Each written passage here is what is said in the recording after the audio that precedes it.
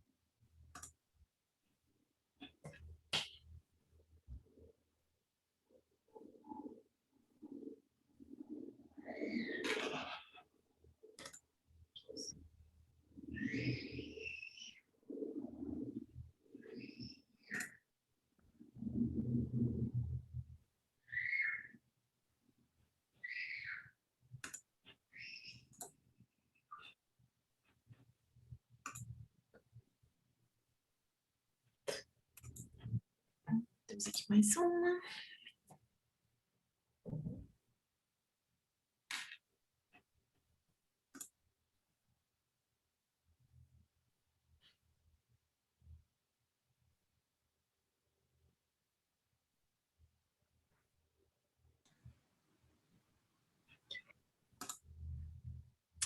Boa tarde. Vamos só esperar mais um bocadinho, tá bom? Mais uns minutinhos para entrarem mais pessoas.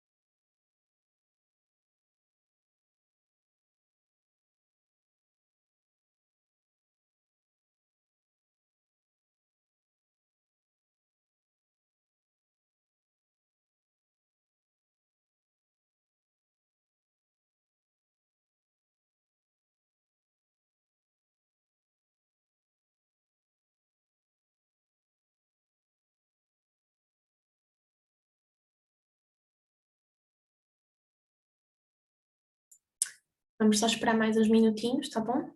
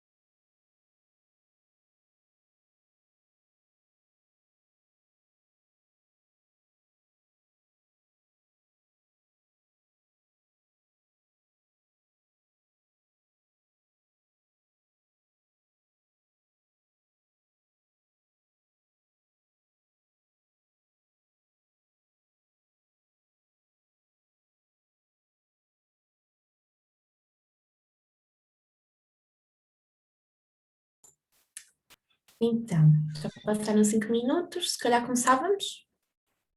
Sim? Ok. Então, as pessoas vão entrando, eu vou admitindo aqui. Bem-vindos a todos. Provavelmente já nos conhecemos, né, das sessões de esclarecimento e não só, dos e-mails trocados.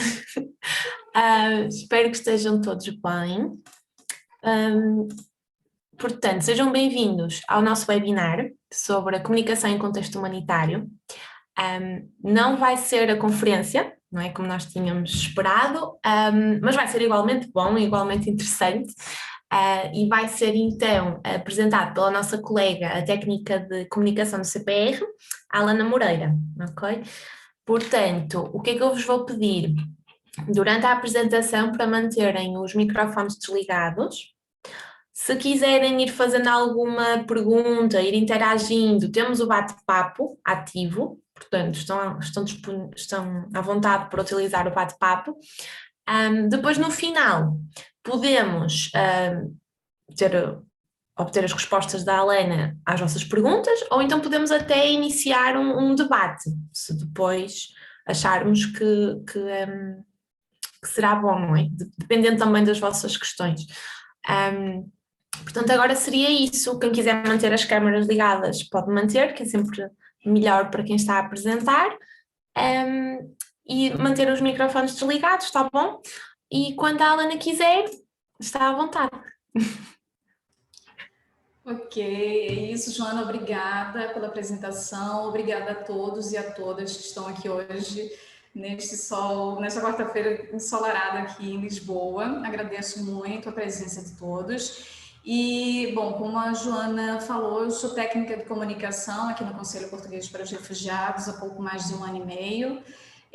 Assumi a função em um momento também que havia uma reestruturação aqui na comunicação, que criamos oficialmente um departamento, né, e começamos a organizar também outras dinâmicas, um outro contexto, um outro passo na comunicação aqui no Conselho Português para os Refugiados, que este ano celebra os seus 30 anos, mantendo a sua missão principal, que é a defesa do asilo, do direito do asilo aqui em Portugal, né? Então, a minha apresentação, eu não sei se algum colega da área de comunicação aqui, eu acredito que grande parte do público que participou do SAR também é formado por técnicos, por pessoas que, de alguma forma, direta ou indiretamente, trabalhem com comunicação, ou seja, estão envolvidos em alguma associação, instituição, ONGD, que também tenha um departamento de comunicação ou que, de alguma forma, promova a comunicação nos seus meios, sejam eles informais ou formais, tá bem? Então, o meu propósito aqui não é falar muito, mas é mostrar um pouco do nosso trabalho, não é? E principalmente mostrar também como temos acesso aos dados mais qualificados sobre asilo e sobre refugiados no mundo. Acho que isso é bastante importante, não é? No momento em que trabalhamos também muito com a desinformação, o combate à desinformação, as fake news, né?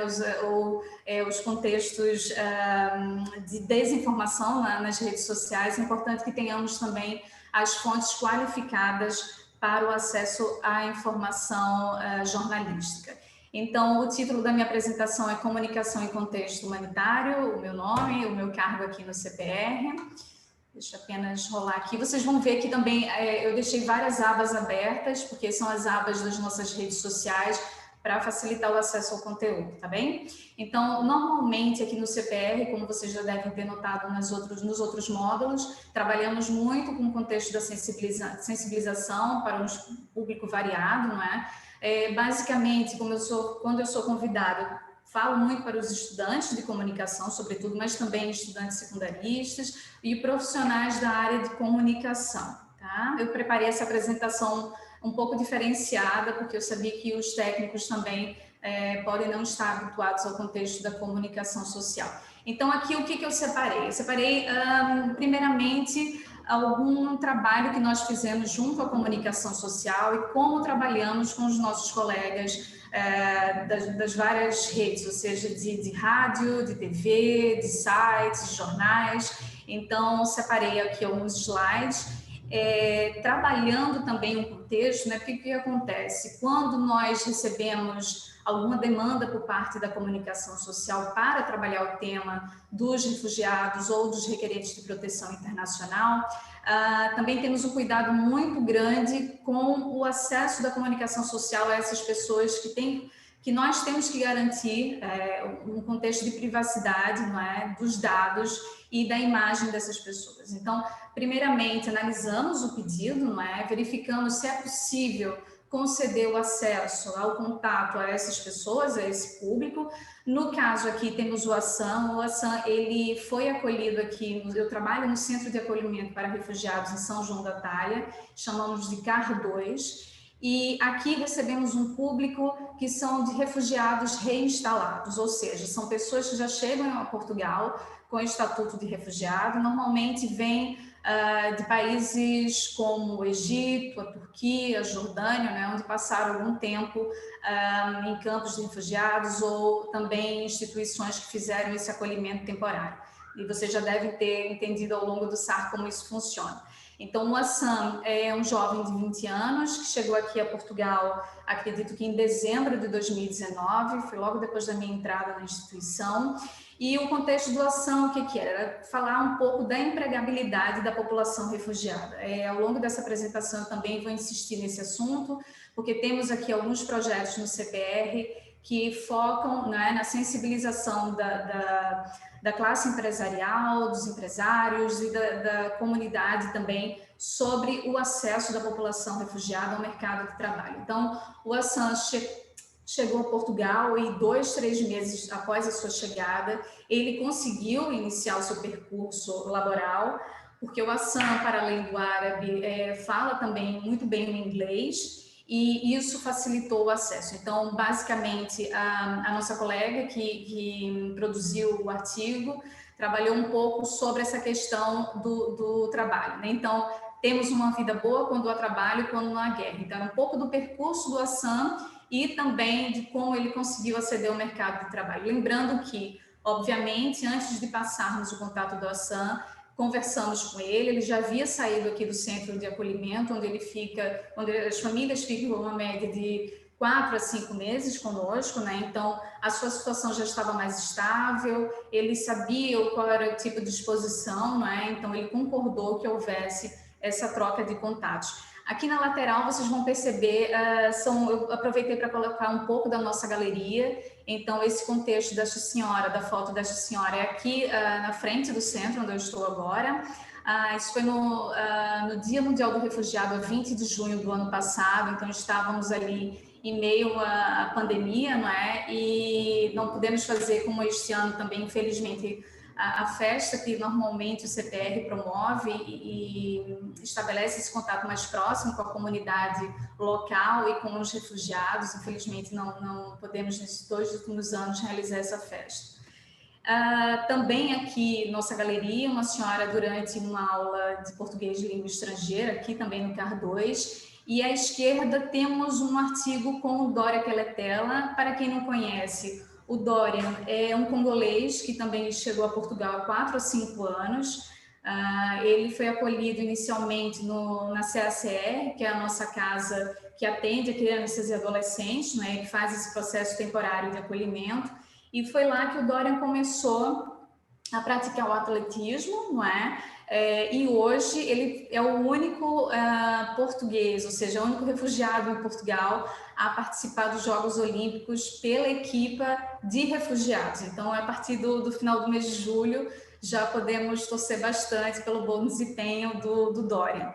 É uma pessoa também que normalmente a comunicação social já faz um contato direto com o Dorian, né? Ele não está em nossos centros, mas nos falamos um pouco pelas redes sociais, mantemos esse contato e ele é muito receptivo também aos convites que a comunicação social normalmente o faz. Aqui temos um outro tipo de comunicação, né? Na verdade, infelizmente, ano passado passamos por uma situação aqui que foi um ato de vandalismo no muro do centro de acolhimento na Bobadela, não aqui em São João da Talha, mas na Bobadela. Foram atos xenófobos, não é? Então, também aproveitamos as nossas redes sociais, para além do Instagram, do Facebook, mas também no nosso site, para o lançamento de uma nota de repúdio. Então, essa é uma prática também das ONGs e o CPR não ficaria atrás nesse sentido. E eram 3 modelos ali de comunicação que eu queria mostrar a vocês. À direita temos também uma senhora que já esteve acolhida conosco durante uma aula de português no contexto do acesso à empregabilidade. Aqui eu queria conversar um pouquinho sobre quais são as áreas, não é, que normalmente trabalhamos a comunicação interna. Então, falamos um pouco do contexto da comunicação externa e como é que acontece essa comunicação, essa organização interna. Não é? Eu tenho aqui lido com o apoio jurídico do CPR, isso quer dizer que normalmente são pautas, são contextos um pouco mais delicados, ou seja, a comunicação às vezes ela não é tão fluida, porque para o entendimento do público em geral, de uma linguagem jurídica, às vezes há um pouco ruído de comunicação, então temos um contato permanente com o nosso departamento jurídico, para além de tirar essas dúvidas, que normalmente o comunicador pode não conhecer uma lei do asilo, não é? A fundo, ou um outro contexto, então é essencial que haja essa troca permanente, né? Então, eu falo muito com a nossa coordenadora jurídica, que é a Inês Carreirinho, para que eu produzo um artigo, tenho alguma dúvida, passo para ela para haver a correção do texto. E, para além disso, também há a publicação de algumas notas ou de relatórios sobre o asilo, por exemplo, que o jurídico demanda a comunicação para que haja essa publicação, não é? Agora, a partir daqui é que eu quero mostrar com mais ênfase as nossas publicações e postagens nas redes sociais, não é? A partir dos nossos centros. Então, deixa eu ver se está funcionando, se vocês conseguem perceber bem agora. Conseguem ver essa tela? Façam assim, um ok para mim? Pronto. Então, aqui, mantendo mais uma vez a privacidade dos jovens acolhidos, né? Temos aqui uma dinâmica esportiva no Centro de Acolhimento para Refugiados 1, na Bobadela, na qual os jovens foram estimulados a participar de atividades durante o contexto do Covid, não é? Porque alguns deles não puderam ir à escola, ou não era o momento ali da matrícula, então eles chegaram justamente naquela fase que não era possível a inscrição em escolas, e houve também um projeto com uma outra organização para que, acho que as atividades ocorriam 2 vezes por semana, esses jovens participassem das atividades desportivas nesta quadra que faz parte também do CAR1, tá bem? Então, mantemos a privacidade, às vezes é difícil produzir algumas fotos, sou eu que produzo as fotos e os vídeos, então fica um pouco complicado, porque em atividades desportivas, né, você deve manter essa privacidade. Então, como é que é o contexto da imagem, como perceber apenas os detalhes, ou fotos também mais afastadas. Então, aqui na comunicação do CPR temos muito cuidado, é algo que prezamos muito, que é a identificação, a não identificação dessas pessoas em nossas redes. Quando há identificação, é porque houve um contato prévio, como vocês vão ver, a assinatura de termos também de autorização para o uso de imagem, não é? Mesmo aqueles que estão acolhidos aqui conosco, e que num contexto verbal, numa conversa informal, sabem que suas imagens serão publicadas em rede social, mas mesmo assim temos um cuidado redobrado para que haja autorização formal desses termos, e também de um termo que, por exemplo, se é uma população que fala o árabe, a autorização está em árabe também, para que eles entendam e saibam qual é o motivo da publicação, tá bem? Deixa eu voltar aqui para a minha apresentação. Aquele foi o CAR1, aqui é o CAR2, onde eu trabalho, né, com a minha equipe, que vocês já devem ter tido contato.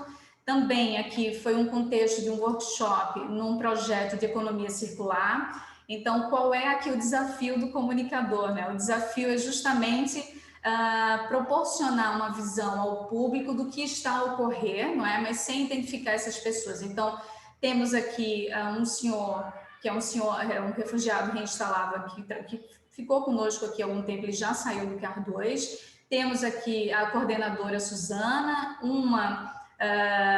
acho que era a nutricionista, que estava aqui, a Marcela, e o Nasri, que é o nosso aniversariante do dia, o nosso moderador cultural, né, o palestiniano que trabalha conosco e que faz justamente a tradução em contextos de formação, de atendimento às famílias. Então, aqui está um painel bem interessante, que é o Nasri, não é, comunicar-se com a plateia, um dos participantes de costas sem essa identificação, mas o público compreende ali que é um enquadramento interessante e sabe do que se trata. São duas pessoas a fazerem uma apresentação, um mediador e um ouvinte aqui no primeiro plano. E pronto, aqui também são as outras pessoas a participarem, a tirarem fotos, né? Todo o nosso público, boa parte dessas pessoas também já saiu aqui do centro e já seguiram também para o seu processo de autonomia. Vamos agora à CACR, que também foi o centro que acolheu, a casa que acolheu, na verdade, o Dorian Keletela, que já falei. Deixa eu ver se o vídeo funciona. Joana, por favor, diz para mim se o áudio está funcional. Acho que ainda não, né? Opa, não estou conseguindo ativar o áudio. Não tá, né, Joana? Não. Pois o áudio aqui não está acionado. Só um minuto, gente. Não estou conseguindo. Mas aqui era para mostrar para vocês o seguinte. Na verdade, esta moça que está a apresentar, ela é uma voluntária da CSR. Ela fez um workshop com os adolescentes sobre alimentação. E foi um desafio, porque justamente foi um período prévio ao Ramadão, não é? Então, o Ramadão foi agora no mês de abril, mais ou menos final de março, acho que até meados de abril. E, como vocês sabem, o Ramadão há aquele contexto do jejum, né, do pôr do sol, do nascer do sol até o pôr do sol. Então, ela trabalhou um pouco esse contexto da alimentação adequado ou não. Foi interessante, foi justamente um momento prévio, mas houve um bom público com ela, então gostamos muito da repercussão. E o Espaço à Criança. O Espaço à Criança, que é a nossa creche, vocês também já devem ter tido contato com... Pronto, aqui eu vou deixar um pouquinho. Ouvem, não é? Pronto, fizemos esse vídeo porque foi um vídeo sobre a campanha. É uma campanha que é promovida pela CPCJ, a Comissão de Proteção para Crianças e Jovens. É uma campanha que fala sobre a violência infantil e em como devemos combatê-la. Nesta campanha, as escolas, associações, organizações estão todas envolvidas e empenhadas para que possamos combater este tipo de violência. Nesse sentido, foi distribuído um laço azul a algumas das organizações aqui em São João da Talha, Bobadela e Santiria, para que se pudesse fazer uma sensibilização à população e à comunidade envolvente. Nós enviamos um laço para as famílias fazerem em conjunto. Pronto, isso aqui foi um trechinho para vocês observarem, não é? Houve essa preocupação também de não identificar as crianças. As crianças que ali estão no espaço não são todas elas crianças de famílias refugiadas. Acredito que das 75, 15 são crianças que chegaram a Portugal, né, num contexto ou de requerentes de proteção internacional ou de famílias refugiadas reinstaladas. E também mantemos essa mesma conduta de privacidade. Então, com as crianças, realmente não há qualquer negociação para que haja a liberação da imagem delas, né? Também aqui gostaria de apresentar a vocês um pouco... Com os filhos em casa, poderem decorar e poderem... Filipa! A Filipa voltou aqui a falar. Não, Filipa, vou até desligar essa aba. E também desta aqui, que eu já falei para vocês. E gostaria de apresentar agora parte dos projetos.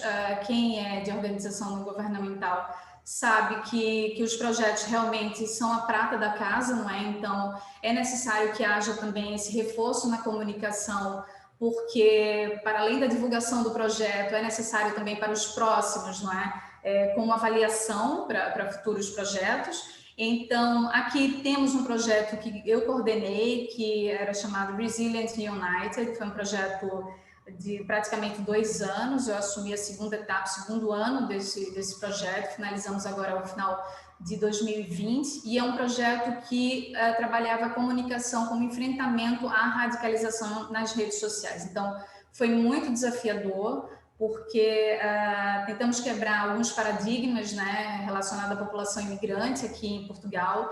Eu gostaria de partilhar com vocês também um vídeo de um rapaz de Moçambique que faz parte de uma série de 7 ou 8 vídeos. Quem quiser depois eu posso, Joana, de alguma forma enviar um e-mail, não sei, com os links, né, dos vídeos dessa apresentação. Porque sem eles hoje não seria nada e sem os ensinamentos que vieram deles não estaria aqui hoje, porque sou quem sou graças a eles e graças a Deus também. A coisa mais importante para mim é a minha família, sem qualquer dúvida, porque sem eles hoje não seria. É um dos jovens que fez parte também do projeto. Como vocês podem ver, toda a comunicação foi em inglês, porque era o financiamento também, e precisávamos manter sempre uma rede social atualizada. Promovemos também formações no contexto deste projeto. Eu participei de formações em algumas cidades antes da pandemia, né? Antes das circunstâncias que não permitiram que fôssemos mais presencialmente a algumas cidades. Então, foi muito desafiador, como para qualquer pessoa aqui, eu acho que de alguma organização tem histórias para contar nesse contexto, como foi fazer o gerenciamento, mas conseguimos também, com o reforço das redes sociais, chegar até o final do projeto e termos hoje uma boa avaliação do Reset, da campanha Reset. E aqui eu gostaria de pedir 2 minutinhos da atenção, porque é um vídeo bastante interessante sobre a empregabilidade da população refugiada. Eu faço questão de mostrar o vídeo desde o início, só um pouquinho de paciência com o meu computador.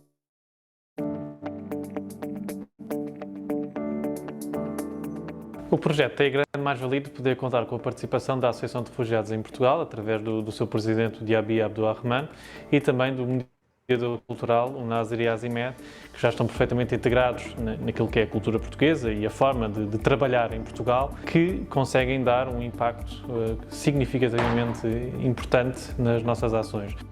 Os primeiros dias em Portugal é muito difícil perceber de uma vez o que é a lei do trabalho, qual é o salário e quais são as condições em geral. E às vezes os refugiados não sabem destes detalhes.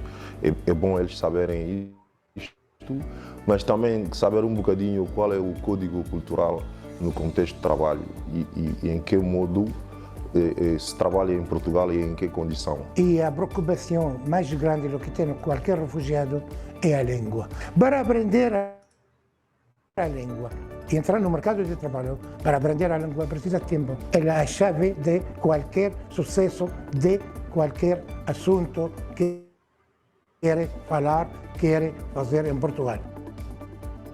Nestas áreas o nosso papel é distinto. Portanto, começando com a área da formação sobre o mercado laboral em Portugal, vamos a falar de construção de um CV, como é que se procura trabalho em Portugal, como é que se prepara uma entrevista de emprego. E também as diferentes plataformas digitais ou físicas, onde que podem se registrar e procurar o emprego.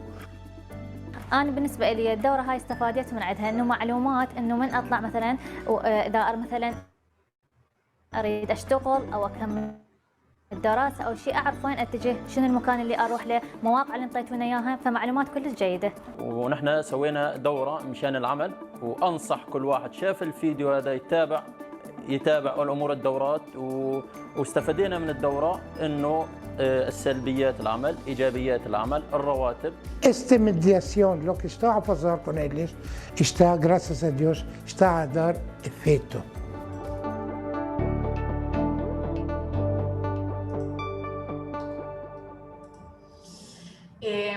Qual foi o contexto desse projeto, né? O projeto Destino de Integração, eu estou afeta a ele, 50%, então, para além da comunicação do CPR, eu faço a comunicação toda desse projeto, fiz a captação das imagens.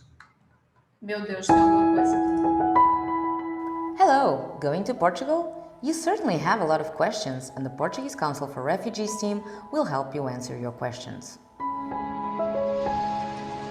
Ok, obrigada, Joana. Entrou um outro vídeo nosso aqui. Como eu estava a dizer, eu estou afeta a esse projeto a 50%, isso quer dizer que eu produzo também todas as imagens, os vídeos também são feitos por mim, a exceção deste vídeo, que a edição foi realizada por uma empresa, mas o contexto do comunicador dentro da organização é um contexto também que compreendemos que há uma carga muito grande de demandas, né? Porque a depender do tamanho da organização, são muitas áreas a serem atendidas e, por vezes, o comunicador não tem esse tempo disponível, porque para fazer um vídeo desse, por exemplo, de 2 minutos, foram necessárias quase 3 horas de captação de imagens, você convidar essas pessoas a falarem. Então, por exemplo, no contexto do Sali e da Red, que falaram conosco, também assinaram a autorização para a divulgação, houve essa necessidade do Nazri estar junto, fazer a tradução, então é um processo que leva um tempo. O comunicador, ele deixa de fazer também outras atividades, não é, relativas, associadas ao seu trabalho na organização, para dar exclusividade àquele vídeo, fora o tempo da edição. Então, para vocês terem uma ideia, normalmente um vídeo desse, entre captação, edição e revisão, vamos lá colocar um tempo bem generoso de um dia e meio, exclusivamente para isso, né? Então, é um bom investimento por parte da pessoa que está responsável pela comunicação. E aqui, que é o português de língua estrangeira, Isabel Galvão, que está à frente da coordenação, e também com a Mara Ferreira, são as professoras que respondem pelos cursos de português de língua estrangeira. Este vídeo foi no contexto do dia... Deixa eu acionar aqui, pronto.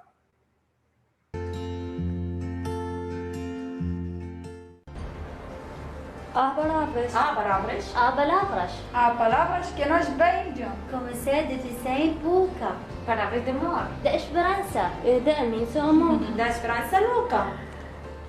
Foi um vídeo curtinho, no qual convidamos também algumas alunas aqui do CAR 2 para que pudessem declamar um trechinho de uma poesia, e foi bastante interessante porque levou tempo também, ou seja, a Isabel ficou um pouco após as aulas com esses estudantes, elas também nos deram autorização, eu acho que só uma delas, que é a Dúnia, que está conosco ainda aqui no CAR 2, e foram elas ficaram muito animadas, porque é um desafio também, não é? Claro que não foi apenas um trecho, elas estudaram a poesia por completo, mas também tentamos associar esse dia da língua portuguesa, não é? Mundial da Língua Portuguesa, e convidar essas pessoas a sempre fazerem parte, ou seja, evitar ao máximo que seja apenas nós a falar sobre o contexto da população refugiada. Então, o desafio na comunicação é aumentar também a participação dessas pessoas como no seu lugar de fala, como dizemos um pouco no Brasil, né? Então, no vídeo anterior,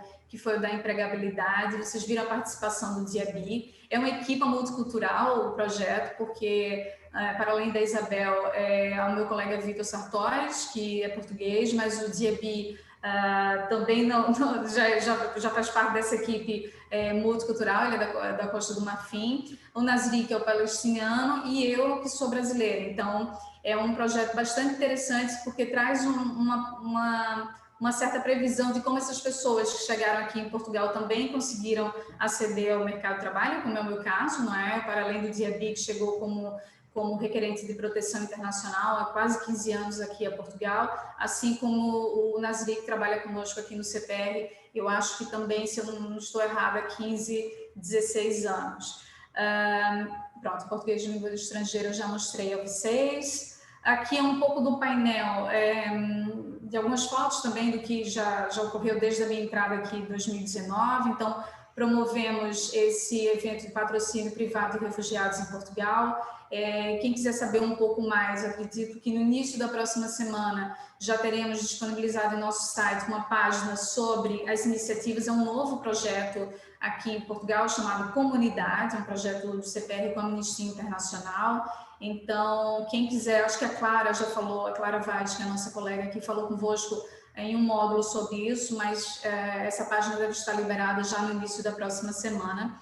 E também aqui foi interessante, esse link infelizmente não está clicável no momento, mas como é que ocorreu a comunicação no contexto do Covid, né? Então, houve também, lidamos aqui com situações internas e externas, e preparamos a população.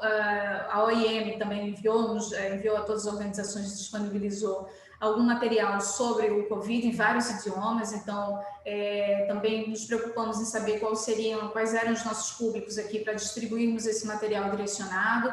Para além disso, fizemos algumas palestras de sensibilização, trouxemos também a equipe do Centro de Saúde, né, que atende aqui a comunidade de São João da Talha e da Bobadela. Então, houve um esforço enorme por parte das equipes de todos os centros do CPR para que essa população tivesse acesso a uma informação de qualidade, ou seja, mais uma vez, não é? Quais são as nossas fontes fidedignas, né? Sabemos que as redes sociais trazem muito e essa população se comunica bastante pelas redes sociais entre si, não é? Seus familiares e também alguns grupos que já estejam aqui em Portugal, mas nos preocupamos em trazer a eles panfletos e deixamos também até hoje várias comunicações aqui em alguns locais estratégicos do nosso centro. Vamos aqui ao próximo slide. E pronto, essa parte aqui que eu acho bastante interessante, que tenhamos sempre acesso a estes dados. O Global Report, que vocês já devem ter acedido, não é? Que é esse relatório anual promovido pelo Acnur, não é? Pelo Alto Comissariado das Nações Unidas para Refugiados. Então, temos esses dados mais recentes. O Global Report foi lançado em 18 de junho, né, este último relatório. Aqui é apenas um painel muito curto, muito resumido sobre os últimos dados. Então, temos aí mais de 82 milhões de pessoas que hoje estão dispersadas pelo mundo, né, que foram obrigadas a sair de suas casas por conflitos, por ameaças, enfim. E temos aqui um quadro à direita mais detalhado, né, de como é formada essa população. Então, temos 26 milhões e 400 mil pessoas hoje refugiadas em todo o mundo. Dentre elas, 20 milhões estão sob, digamos assim, os cuidados, né, do mandato do Acnur. E aí temos essas populações dos venezuelanos, que, trazendo um pouco desse recorte do Brasil, no último ano, mais de 150 mil venezuelanos tiveram seus pedidos aceitos como refugiados no Brasil. Muitos deles ainda, outro grupo também espera ainda esse reconhecimento, mas o Brasil hoje, para além da Colômbia, a Colômbia que faz esse acolhimento com mais força da população refugiada venezuelana, mas o Brasil, aos poucos também, diante de um contexto muito preocupante hoje de ameaça aos direitos humanos no Brasil, consegue acolher essa população refugiada da Venezuela, tá bem? Então, eu acho que aqui eu tenho uma... Deixa eu ver onde está aqui. Aqui é a apresentação do relatório da Acnur. Pronto, vou seguir aqui adiante para os dados do RIFA, que é o Relatório de Imigração, Fronteiras e Asilo. Tirei aqui um print da tela principal. Então, o RIFA basicamente é que nos dá esses dados qualificados sobre Portugal, não é, que você não vai encontrar no relatório da Acnur. Então, quais são os pedidos de proteção internacional? Esses dados são do relatório de 2020, o Estatuto de Refugiado, autorização de residência por proteção subsidiária, menores não acompanhados, recolocação. O que acontece, né? Quando recebemos algum pedido por parte da comunicação social, normalmente eles pedem esses dados, não é? Então, quantos pedidos de proteção internacional de 2019 a 2020 eles querem fazer uma comparação nos últimos 10 anos, autorização de residência, e quando há esses pedidos, quando nos chegam esses pedidos, sabemos que normalmente o colega, não é, o colega jornalista, ele não está muito atualizado sobre quais fontes procurar nesse contexto, porque o CEF é responsável, não é, por esses dados, é responsável por tratar esses dados aqui em Portugal. Então, obviamente, que vocês já devem também ter visto em algum momento do SAR, que o CPR ele é acionado pelo CEF, não é? Porque também dentro da lei do asilo o CPR recebe alguns dados desses, mas quem faz essa totalidade é o CEF. Então, o RIFA também, deixa eu ver aqui, onde é que está o RIFA nesse contexto?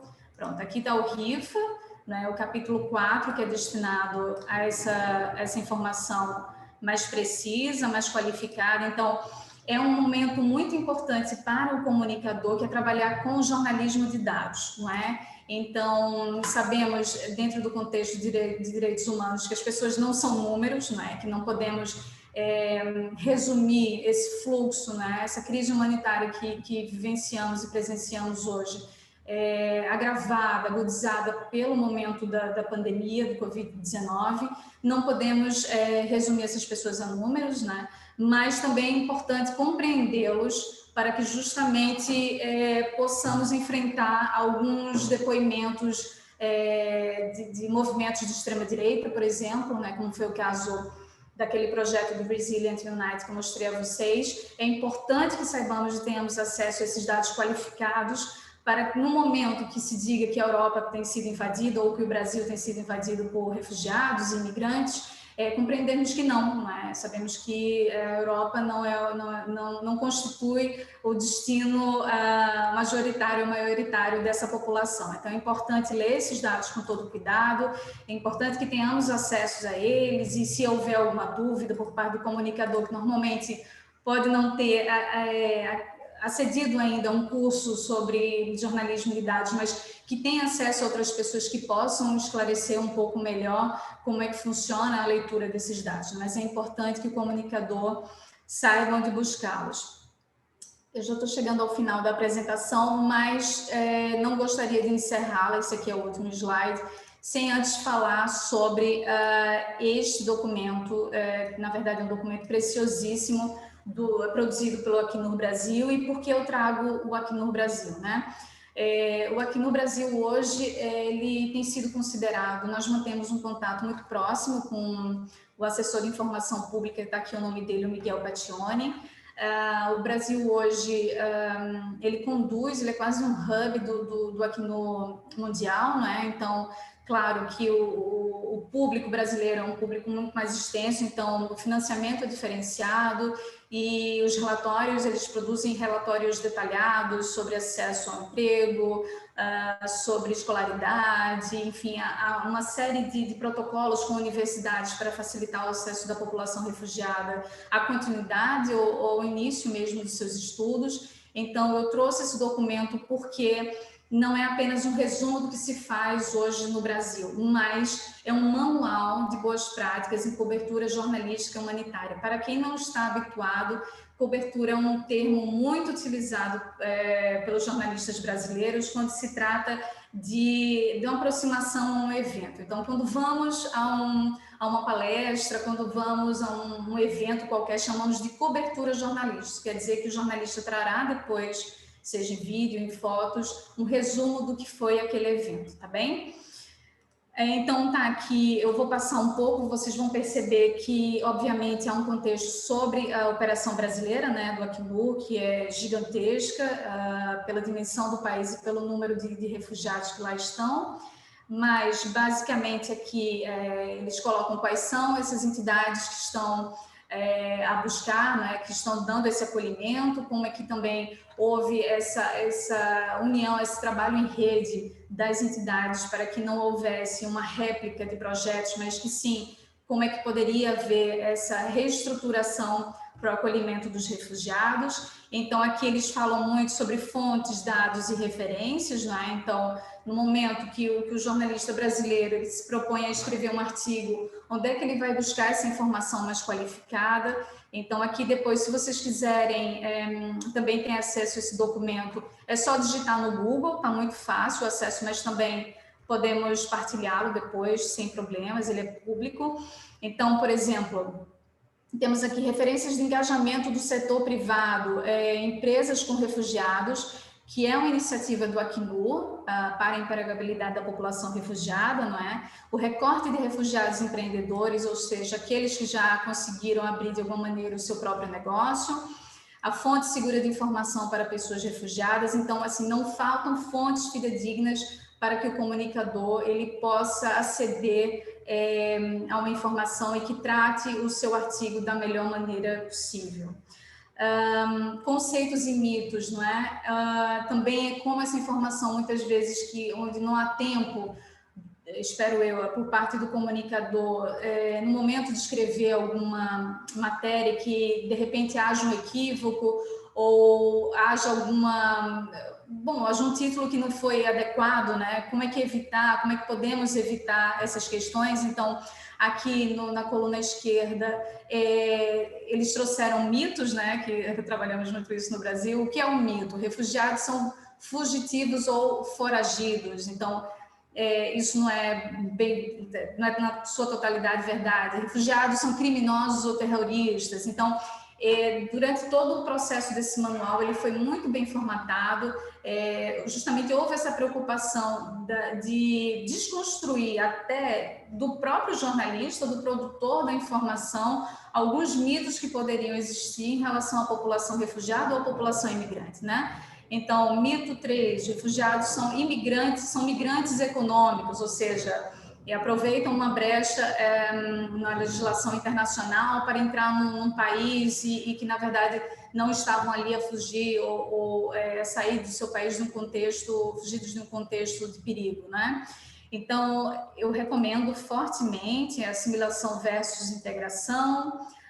Aqui é a agenda que eles estão a preparar para esse ano, né? Então, já cumpriram essa meta do lançamento do relatório global, o Fórum Empresas com Refugiados, o Dia Mundial do Refugiado, e aqui que também vamos passar a acompanhar, que é a participação do Dória Queletela nas Olimpíadas.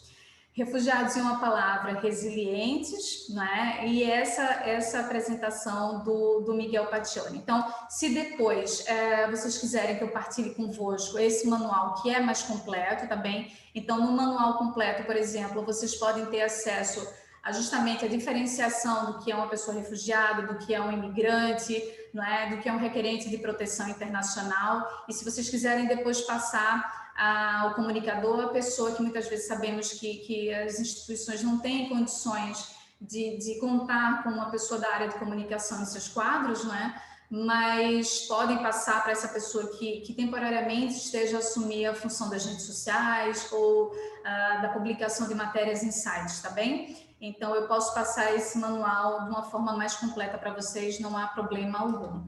E, por fim, deixa eu voltar aqui à minha apresentação. Chegamos à etapa final. Eu deixo aqui uma frase do patrono da educação brasileira, que é o Paulo Freire: não é no silêncio que os homens se fazem, mas na palavra, no trabalho, na ação, reflexão. Eu acho que isso traduz muito o contexto nosso, trabalhadores da área humanitária, não apenas no contexto da comunicação. Eu agradeço muito, espero não ter não ter ocupado muito o vosso tempo. E estou aberta a qualquer tipo de dúvida, se eu puder ajudá-los no contexto da comunicação, tá bem? Muito obrigada, Alana. Foi uma apresentação muito boa. Agora, eu abria, se calhar, a ligação, não é? A reunião a quem quisesse partilhar, retirar alguma dúvida, fazer alguma pergunta mais específica à Alana, aproveitando que ela é técnica de comunicação. Quem quiser falar, se calhar clica naquele ícone ou levanta o dedinho. Isso, Lígia, perfeito, porque eu tenho que ativar aqui o som. Já está. Já consegue ativar, veja. Obrigada. Isso.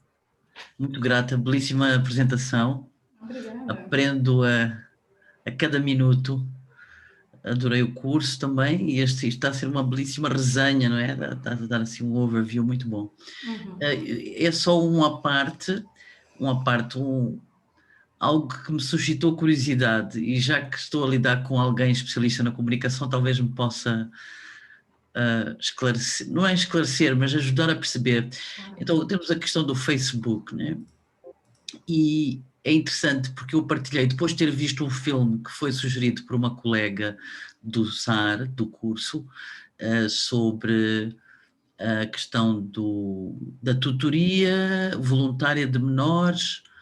Eu adorei o filme, tocou-me bastante e até me sensibilizou mesmo para começar a pensar nisso, em acolher em casa um menor, sei lá, uma família, dependendo, não é? É curioso porque não houve uma única pessoa, e normalmente todos os posts que eu ponho, as pessoas vão lá pôr um like, e claro que já sabemos que a questão das fotografias, as pessoas adoram fotografias, né? É quando mais clicam. Eu achei curioso, tanto que depois eu fui lá e cliquei, coragem. Não é preciso que cliquem, só que achei, intriga-me. Portanto, será que poderá estar associado a uma certa resistência, porque nós estamos numa altura ainda pandémica, com este impacto, agora com estas variantes e por aí fora. Eu só estou a especular, naturalmente, aqui a inferir, a deduzir e a interpretar, o que posso estar a incorrer num erro. Só que pronto, comparando com o que aconteceu anteriormente com outros posts, eu pus aquele com uma introdução de como achei importante essa abertura de portas que começou a Itália, não é? Com aquela assistente social e por aí fora.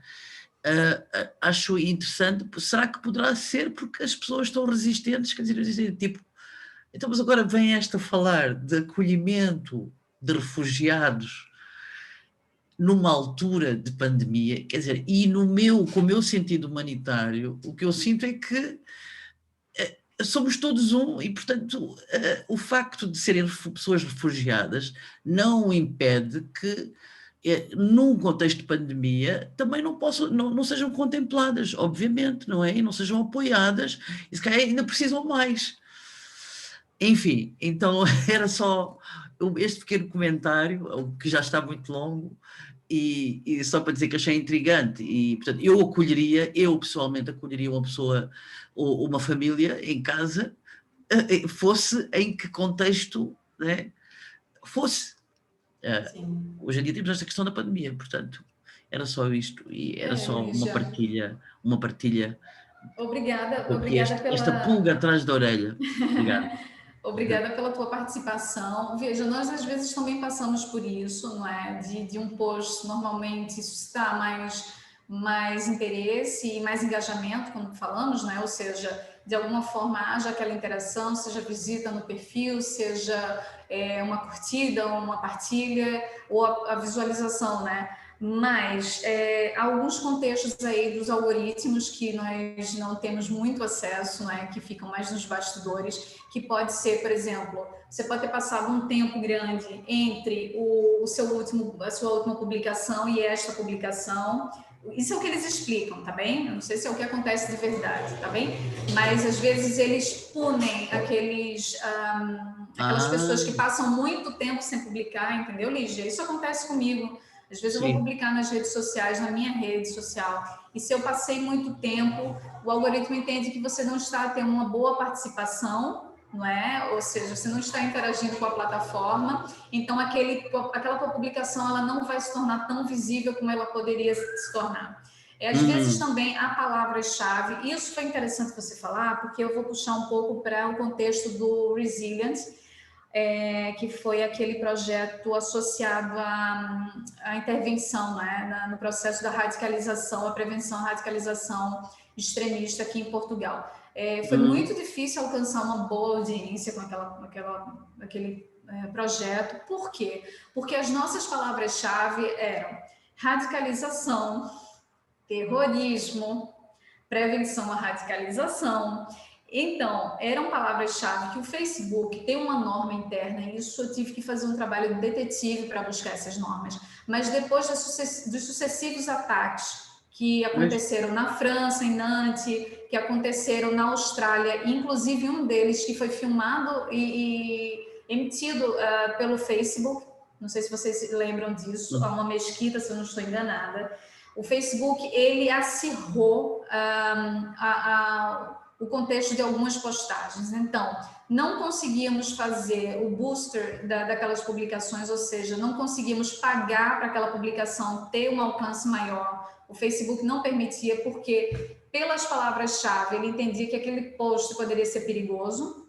Não conseguimos ter um bom alcance, apesar de fazermos todo o esforço e mudarmos o horário da publicação, mudarmos o público, engajarmos em outras redes, não conseguíamos, porque compreendíamos que havia esse teto, não é? de tolerância, digamos, das redes sociais. Então, muitos contextos envolvidos. Passe a buscar, prestar atenção na sua periodicidade, tá bem? Pode ser uma questão. É possível que seja essa questão do algoritmo, porque eu pus em maiúsculas como título, destaquei e como título, tutoria voluntária de menores. Pronto. E, claro, depois mais no texto em si da apresentação, eu com muito orgulho a colocar aquilo e com uma grande vontade, boa vontade, não é? E pus, portanto, menores depois no texto não acompanhados, não é? Menores refugiados não acompanhados. Enfim, mas, depois são 4.000 e tal amigos que tenho, também pessoas que me ouviram a palestrar e por aí fora foram pedir amizade. E normalmente qualquer coisinha, há sempre um grupito aí de 100, mais ou menos, que vão lá e qualquer coisinha que foi. E eu achei estranho aquilo tão específico. Portanto, será que é um estigma ou será que é uma resistência? Será que há, não é? Há um julgamento, não é? Está a ser julgado aquilo porque, como é que é? A pandemia esta vem falar de acolhimento de pessoas refugiadas. Mas pronto, muito, muito grata. Muito grata pelo esclarecimento. Obrigada, Lígia, pela questão e obrigada, Alana, pela explicação do algoritmo. Essa era... Não sabia, fizeste um bom trabalho de detetive. Muito bem. Como é que eu desligo o microfone? Tem. Isso. Pronto. De resto, não sei se mais alguém quer dizer alguma coisa, podem colocar o... Joana, aproveitando, por favor, aquele último vídeo que eu encaminhei a vocês do Alan, você poderia, tem como você colocar lá? Gente, é um vídeo que foi o último produzido, não por mim, mas foi por uma agência, uma produtora. Eu gostaria muito que vocês prestassem atenção, mas é sobre a história do Alan, que é um vídeo curto também, de 3 minutos, que abriu um restaurante sírio aqui. Então, é um contexto diferente, não é um refugiado que está empregado, né? Mas é um refugiado que abriu um restaurante junto com a esposa e hoje contrata portugueses, brasileiros, ucranianos, enfim. Eu gostaria só da vossa atenção por 3 minutinhos, pode ser? Sim, o vídeo tá estou muito só bom. aqui a abrir, porque eu ainda não tinha feito aqui o download. Tá bem. Pronto, então enquanto a Joana está aí... mal esteja disponível, eu partilho. Enquanto a Joana prepara, eu também gostaria de disponibilizar o meu e-mail, se vocês tiverem alguma consideração a fazer, alguma dúvida, é alana.moreira, não sei se a Joana depois pode escrever para mim, é Alana normal. Sim. Temos uma outra Alana aqui a participar, que é uma Alana minha homônima, que já trabalhou aqui conosco no CPR, não sei se ela está aqui ainda, mas olá, Alana. alana.moreira@cpr.pt, ALANA, tá bem? Qualquer dúvida, ou se vocês precisarem de alguma ajuda no contexto da comunicação da vossa instituição, no caso dos colegas não estarem disponíveis, podem entrar em contato, tá bem? Prazer ajudá-los. Obrigada, Alana. Estava só aqui a ver se conseguia abrir o vídeo e... acho que sim. Eba. Vamos ver. Vou só deixá-lo carregar um pouquinho. Tá bem. Entretanto, eu não estou aqui a ver. Se alguém levantou a mão ou algo. Ah, ela ainda está aqui.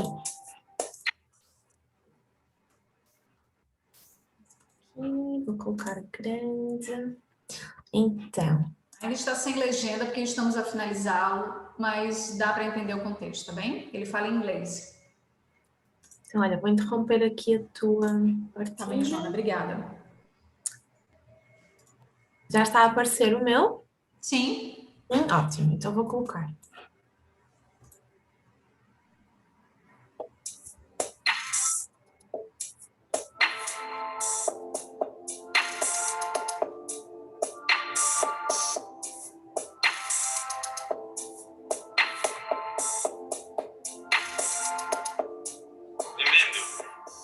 My name is Alan, refugees in Portugal. To open the business, it's a piece of cake. The problems, the taxes, we are not used to. To understand taxes law here, taxation, financing, sécurité sociale, for the employee, for the owners, for the things, it's so complicated. You need someone know the law. And this is, I think, mandatory now to have an accountant, legal accountant. So this is the main challenge. I'm a computer engineer, me and my wife, and we have no experience. This is my experience in the restaurant. I have experience in before in open companies. Before in Syria, I have a computer company and networking company. I was in Qatar also. I have a security and lighting design and computer networking company. Each country has a unique law, unique customers, unique way of business. We opened catering first, then to move to the restaurant. It's another challenge because catering is also different from restaurant. Catering, you just drop the food and finish. Here you need to serve, you need to follow, you need to see the customer opinions. In Taipei, we have multicultural team. We have from Nepal, Bangladesh, Uzbekistan, Kazakhstan, Syria, south of Sudan, Mauritania. We have many nationalities, and Portuguese, and Brazilian. So when you have like this kind of multicultural, it gives diversity for the business, give a new experience. Culture is from Brazil. We also know the holidays in Kazakhstan, how they do this in Kazakhstan, how they do this in Nepal, what the spices they are using for this rice in Bangladesh, what the spices they are using for bacalao in it makes the business more acceptable for anyone. And this is very important for any company in the world to have multicultural team. So it will not be like a copy-paste from another company. They will have new horizons open for the business. When you hire also refugee or say refugee and immigrants, because they want to work. And this is the most important thing. We are also open environment. So the language, no problem. Experience, no problem. Because you will come to here, you will learn, you will get the experience, you will learn the language also. Everyone left his country, he has a very difficult situation. So it's good for the business owner to hire refugees. It's good for the team because they will understand some difficulty the other have. As a job owner, it's easy for you to hire. It's easy to adapt inside the world.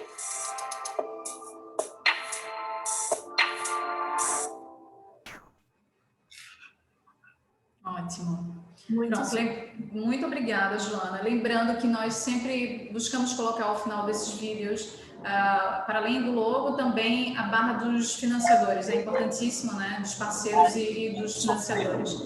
E só para vocês entenderem, é o contexto também do Destino e Integração. Nós fizemos uma questão imensa de falar com o Alan, porque ele nos traz um contexto completamente diferenciado. Ele fala ali da abertura, né, do negócio, que abrir não é um... Foi difícil, porque foram 15 minutos de entrevista que eu fiz com ele, e para selecionar os trechos foi desafiador, porque ele fala muito bem, né, da chegada dele. Então ele fala no primeiro momento que abrir a empresa não é um problema, mas é necessário que haja também um acompanhamento de um profissional da área de contabilidade, porque qualquer deslize você é rigidamente punido, né? Se esquece de emitir uma fatura, alguma coisa assim. Então, ele teve essa série de preocupações na abertura do negócio, e ele também frisa, isso é uma mensagem muito importante, porque eu fiz questão que ele colocasse o que ele sente em ter uma equipa multicultural, e a minha pergunta final foi: qual é a mensagem aos empregadores, não é? Então, qual é o estímulo? Há um estigma, muitas vezes, do empregador na hora da contratação, se a língua, se o idioma é uma barreira,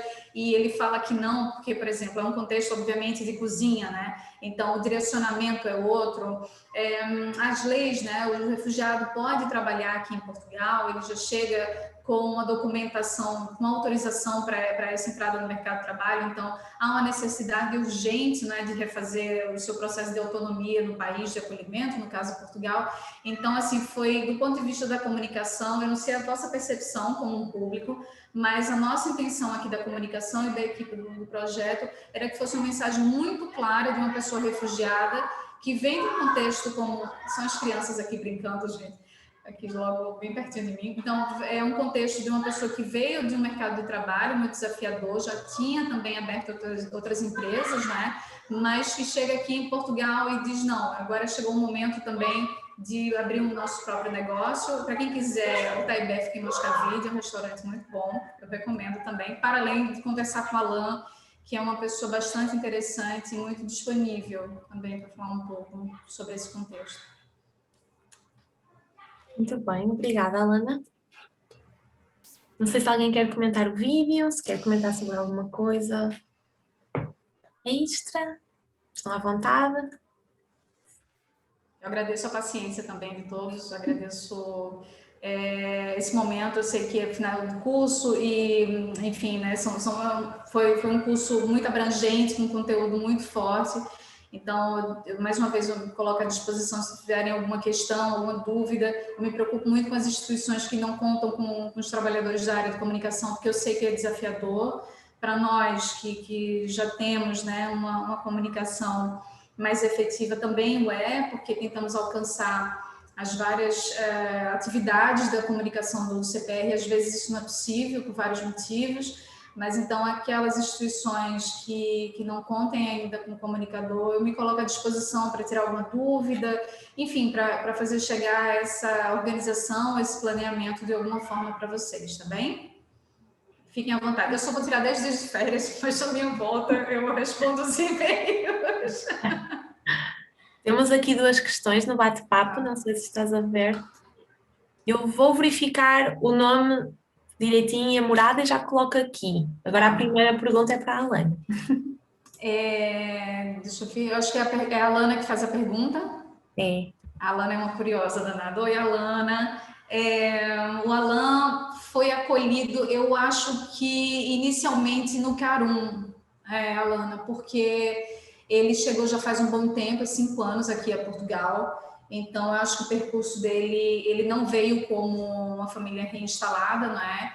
E ele veio e eu acho que passou um tempo, mas depois conseguiu se estabelecer, não foi necessário ir para um alojamento externo, ele conseguiu rapidamente se estabelecer e pronto, a partir daí começou o seu processo de autonomia, de entrada no mercado de trabalho, e depois ele abriu o restaurante em 2019, então imagina, ele abre o restaurante em 2019 e já no ano seguinte fecha, não é? Então ele começou com catering e depois do catering observou como é que funcionava o mercado e aí sentiu-se seguro para começar o restaurante. E o próximo empreendimento dele, que já está ali, que já está a funcionar, é uma quinta, chamada Quinta do Damasco, e na qual ele vai oferecer também um serviço de glamping, que eu não conhecia o termo, mas é um camping com glamour. Então, se vocês quiserem depois, o Taibé tem redes sociais, então vocês podem procurar no Instagram, principalmente o Alan sempre responde com mais agilidade. Se quiserem saber um pouco mais sobre os serviços, também eles colocam à disposição.